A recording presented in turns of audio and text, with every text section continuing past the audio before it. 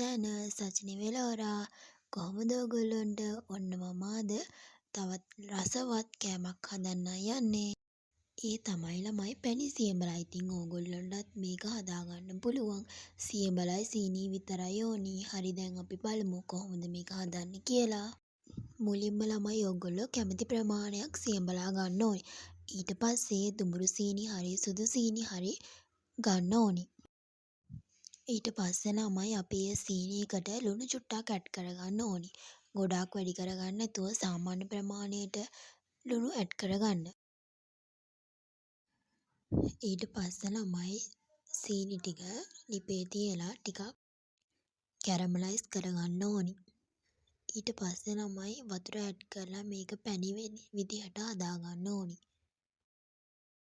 සාමාන්‍ය පදමට ආවම ළමයි අපි ඊළඟට සියඹලා ඇඩ් කරන්න ඕනි. සියඹලා ඇඩ් කරලා හොඳට මේක මික්ස් කරගන්න ඕනි. විනාඩි 2ක් 3ක් වගේ මේක ලිපේ තියලා හොඳට මික්ස් කරගෙන ඉවර වෙලා අපි ලිපෙන් බා ගන්න ඕනි. ඔන්න ළමයි අපිට දැන් හම්බෙලා තියෙන පැණි සියඹලා. ඇත්තටම මේක හරිම රසයි. අද හදලා ඔයගොල්ලෝ හෙට කනවා නම් එතකොට රස ගොඩක් වැඩි. අනිවාර්යෙන් try කරලා බලන්න ළමයි. ඔයගොල්ලෝ වීඩියෝ එක හොඳයි නම් ළමයි like එකකුත් දාන්න. ඒ වගේම ඔයගොල්ලෝගේ අදහස් තියෙනවා නම් පහලින් කමෙන්ට් එකකුත් දාන්න. ආයෙමත් මේ වගේ වීඩියෝ එකකින් හමු වෙමු. එතකන් ඔයගොල්ලෝ පරිස්සමින් ඉන්න. See you next time. Bye bye.